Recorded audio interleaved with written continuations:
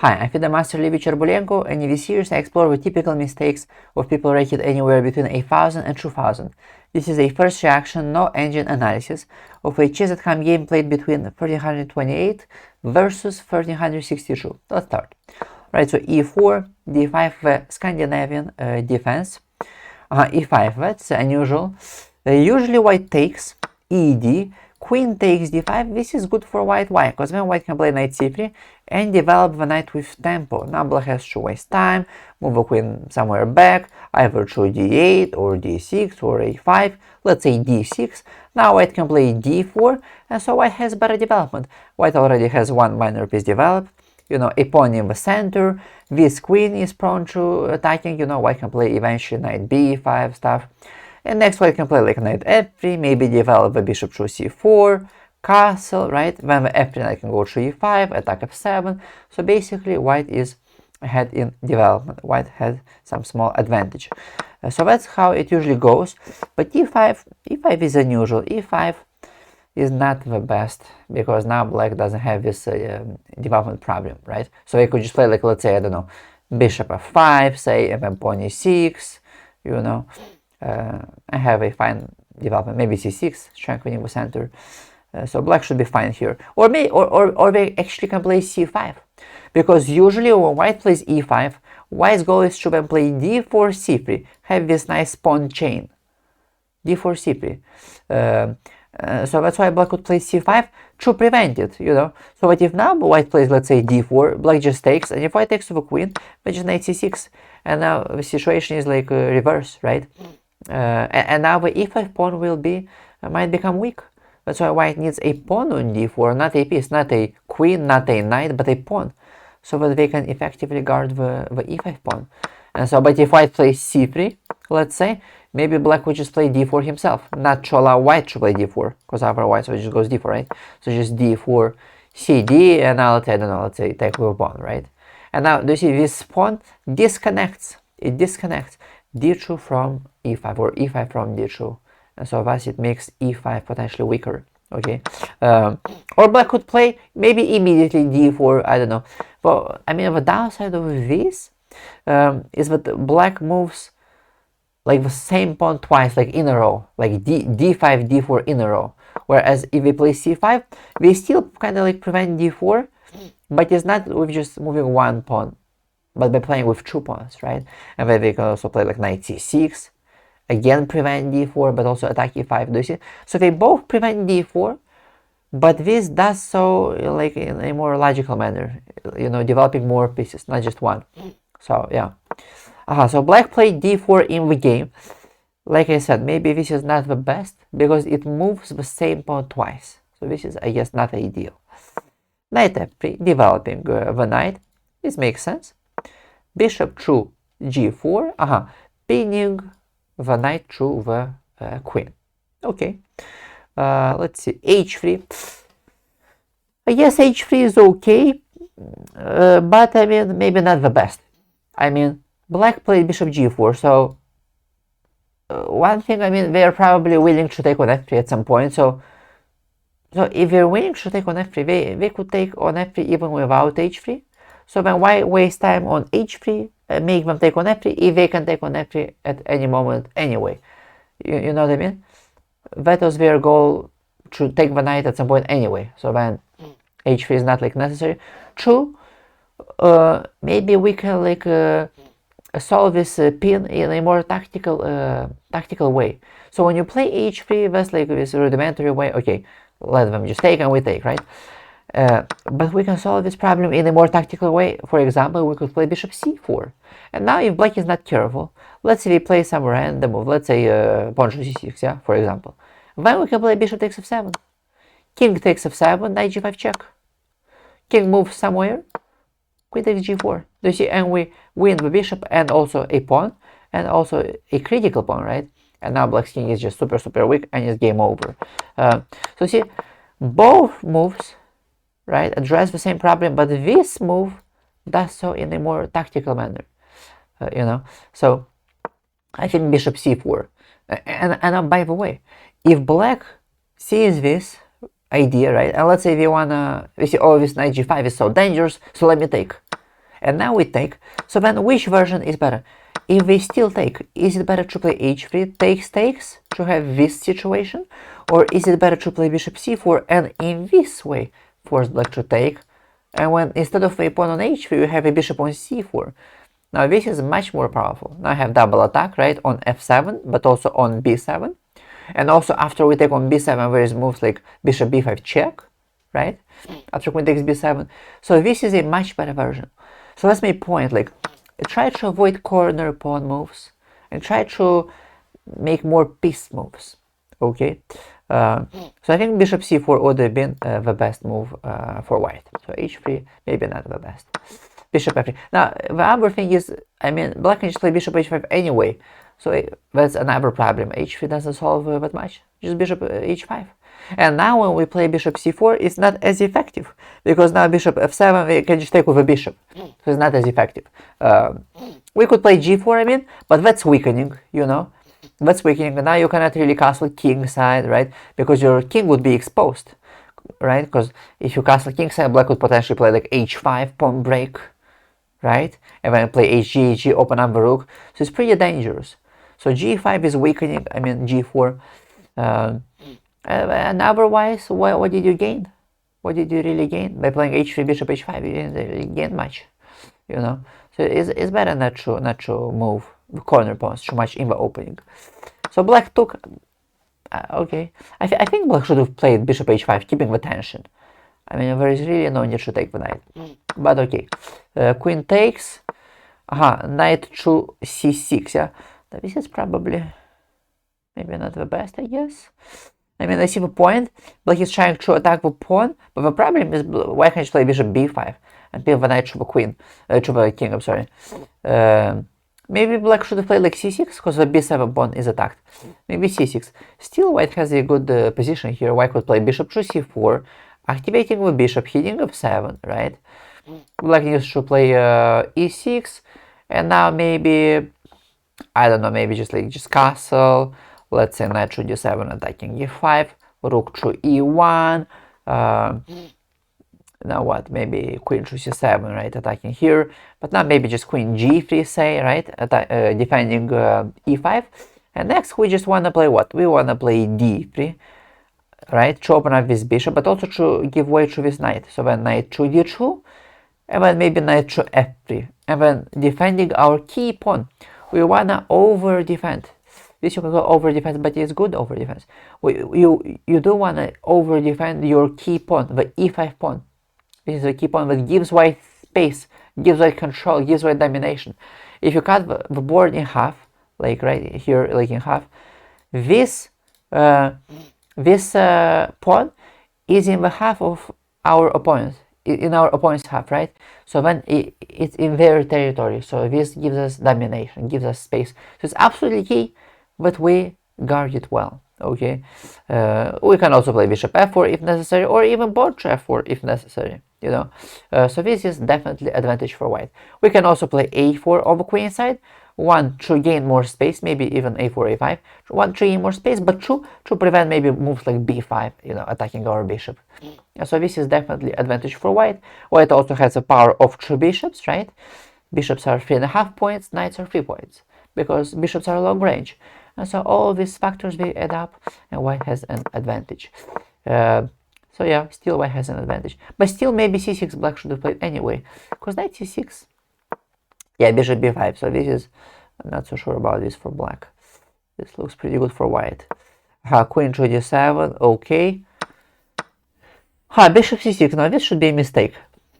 Typical mistake. Why would you take the knight if it's not going anywhere anyway?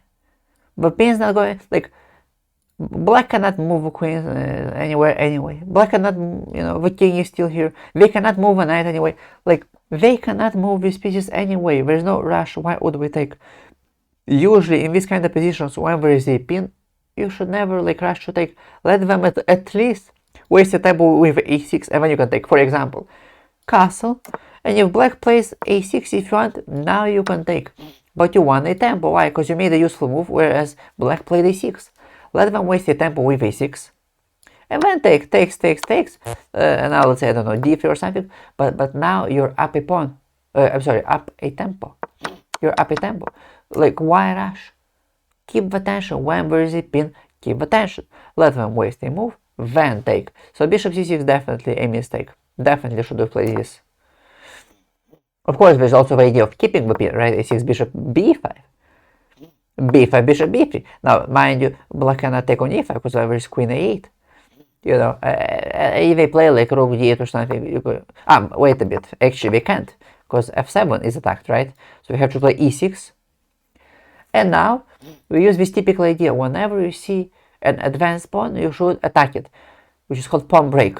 You should attack it with your pawn. Okay, so a4, typical idea. We see a pawn advanced, we attack with a4, pawn break. Typical idea. What's the idea? The idea is to play ab, to open up the rook. This is the idea. To open up the rook, but also to simply put pressure on your opponent's pawns. Right? So if they take, we just take with a bishop, basically game over. You know, if they don't take, we take, open up the rook. They could play b4, true. But now white has one very good move. If you want, you can try to pause the video. This is an instructive moment. Pause the video and try to find a good move by white here. And the good move is this, a5. Very good move. It has two ideas. One idea is we want to play bishop a4. We create room for the bishop. Previously it was a pawn, now we create room for the bishop. And then we have huge pin again on a4, pinning the queen, pinning the king. Basically it's just over. It's basically over. It's bishop a4. And the second idea is when your opponent has pawns like this, a6, b4, you always want to play a5. Why? To disconnect b4 from a6. You want to disconnect. Because if you play a5, it's all connected, right? All defended. If you play a5 yourself, now b4 is weak because it's disconnected from a6. But also you fix the a6 weakness. So in the future, you can play moves like bishop c4, queen e2, e2. So it's going to be a forever target. And then we need to keep like a rook, 5 points, guarding 1 point, so it's not good. Like to sacrifice 5 points for 1. On the other hand, if they want to engage the rook and play like rook d8 and stuff, yes, they're going to engage the rook, but they're going to lose this pawn. And then if you take this pawn, you're going to have this passer, also bad. So either way, it's a win for white, you know. So yeah, it's a4. So there is this idea as well. Okay. So yeah, bishop takes is just a big mistake, big conceptual mistake. Takes. Yeah. Now yeah, and white is not up a tempo as with like I showed you if white castled and waited for a6, right? But this still should be advantage for white. This should be advantage. Why is this advantage? Like you should always look at factors in chess. Masters always look at factors. There's multiple factors. One, there's this pawn on e5, like I already told you. It crossed the half of the board. It's in our opponent's half, so it means we have domination. Meaning, it prevents black from playing a knight to f6. It prevents black from putting a bishop on e6. So it restricts our opponent's minor pieces. So that gives us domination. So that's one. Two, black has double pawns. Double pawns. Three, they're actually not just double pawns. They're actually like kind of like isolated, almost we could say. Technically there's the pawn on d4, but it's so far away, but these pawns are like pretty like backward, like if black had the pawn on d6 or on b6 this would be another situation. Why? Because then with such pawns black would play, let's say, c5, right? And then the pawn on d6, like imagine the pawn on d6, it would defend c5, right? And black would be fine. But here, whether it's on c6 or whether we play c5, there's no pawn on d6 or b6 to guard it. So it's not just double pawns, but we could say like backward or like even like isolated almost double pawns. So this is like the worst. Besides, when your opponent has this kind of double like backward or isolated pawns, usually what happens is they have a weak square right in front of it. In this case it would be especially c4. Not c5 so much, c5 also could be. But they have this bishop on a fate. This bishop could control c5. But they don't have a light squared bishop. So meaning that c4 is very weak. So our goal is in the future to put like a knight, let's say, on c4. And then this is a forever knight. Because they can never attack this knight with a pawn. They can play b5 or d5. And so this is also typical when your opponent has double isolated pawns. The square in front of them is very, very weak, and it's a great outpost for your especially minor pieces. So this is definitely very good advantage for white. Black's only upside, we could say, is the b file.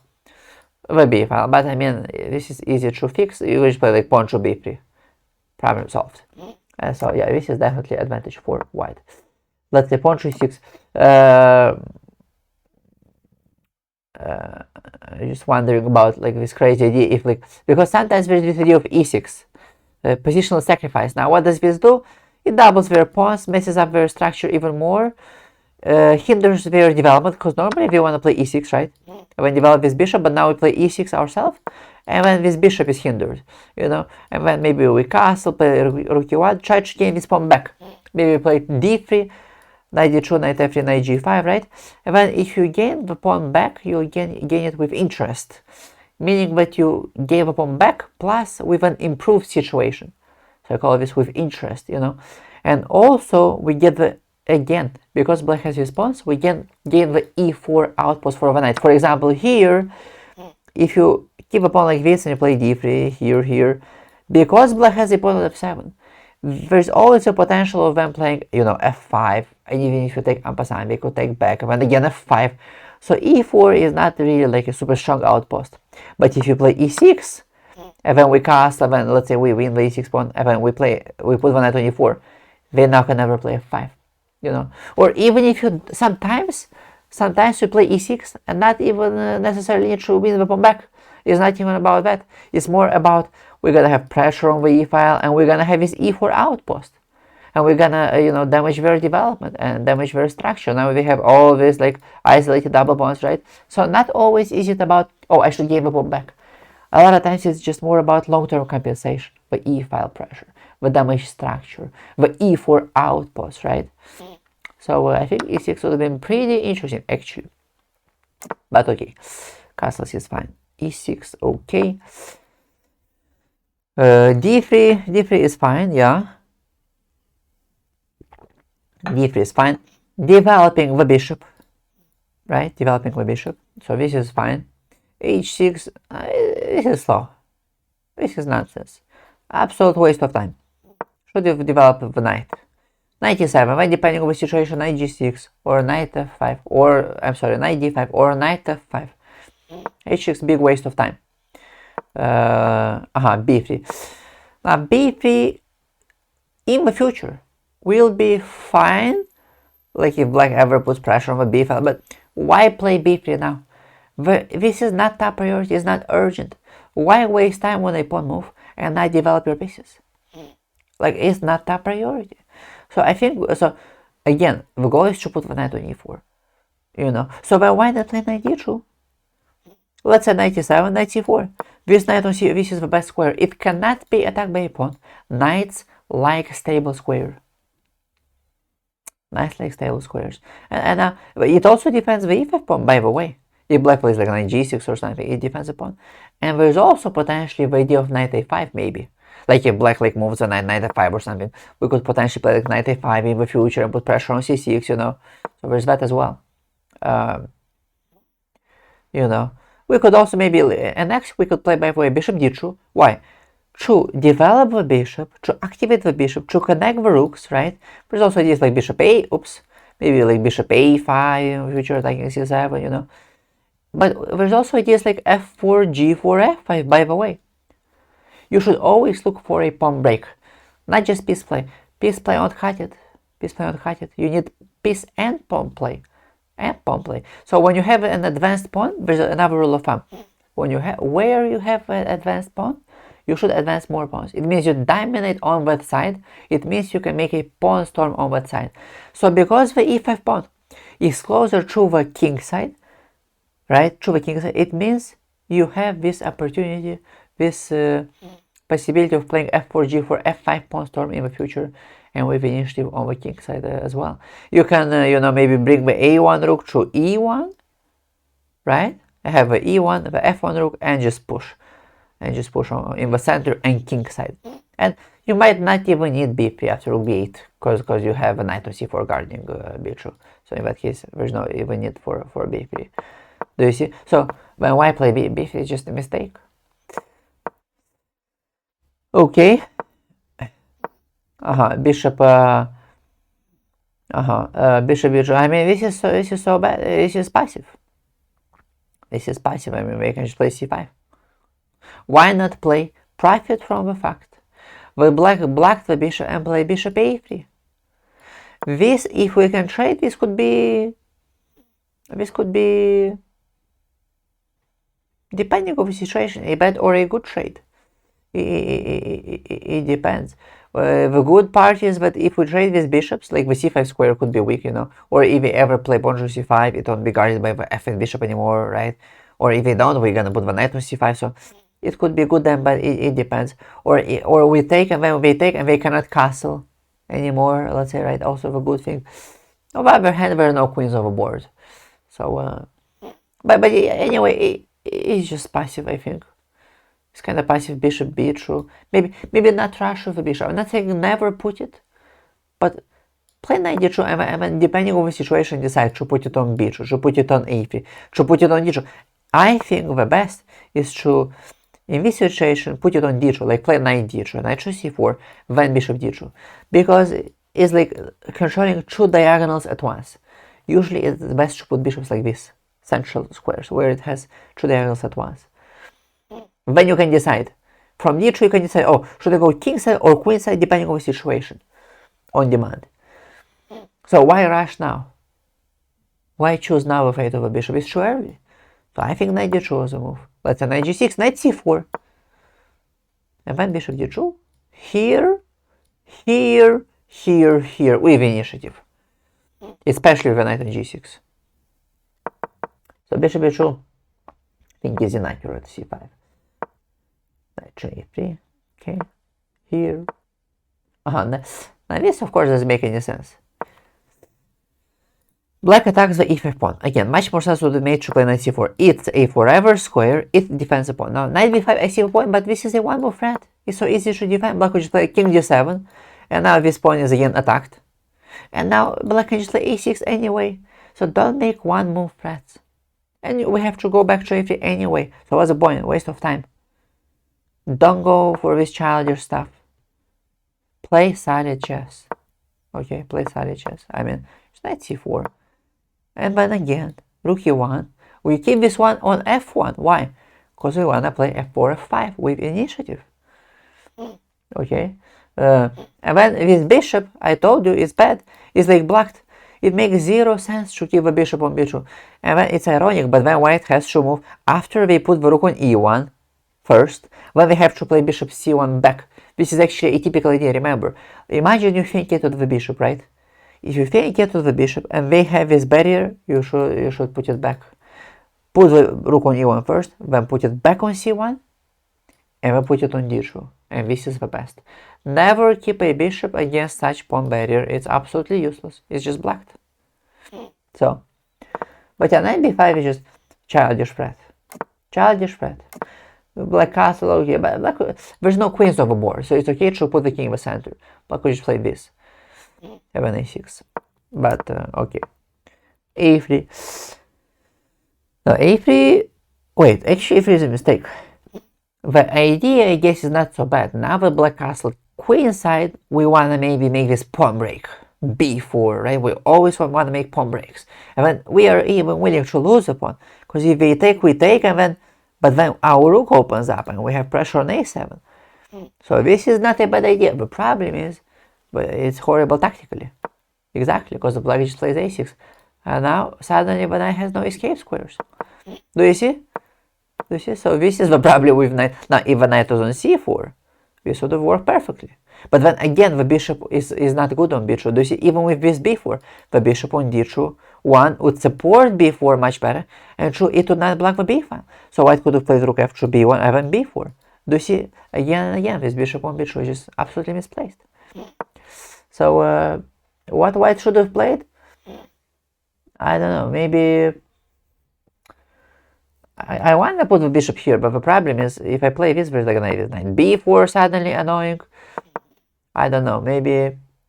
But a3 we can play because of a6. I want to put my knight on c4. Actually, I know. We just need to protect the pawn. Let's say maybe, I don't know, rook e1 or something.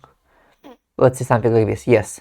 And by the way, this is multi-purpose, because if black plays knight, let's say knight b4, we also have rook e2, guarding c2, right? And if a6, just knight a3, right? They wasted their tempo on a6. Now we play knight a3, and then knight c4, and then here, pawn a3, pawn b4. This should have been the plan. Yeah, this should be the best for white. But a3 is just a losing move. Yeah, this is completely losing. Let's see here. I mean, why not take a3 pawn? It's completely free. But okay, knight b4 is fine actually as well. Here, yeah, black is just completely winning. But let's see. Here,